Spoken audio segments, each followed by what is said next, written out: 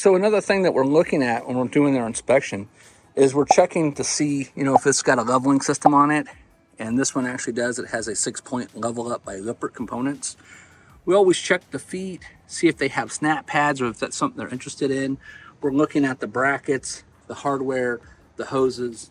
Again, checking to see if there's any welds in the brackets. Okay, something else that I'm always looking at too is tires.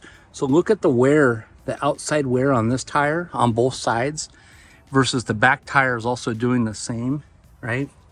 I'm always looking at the suspension on the coaches. I want to see if the springs, are not flat, if there's actually an arch to the axles. We're always looking underneath to see, can any kind of rodents or anything get underneath here, air, right? So we're always checking the underneath to see if there's anything been cut open, like in that area over there, and in that area over there. We're always looking for like the insulation in the pipes. Now see, he has a snap pad on that one leg, but not on the others. And then also how close the sewer pipe is to that leg. Not a big fan of that as well either. This is that same leveling jack again I was talking about. That also is so close to the sewage.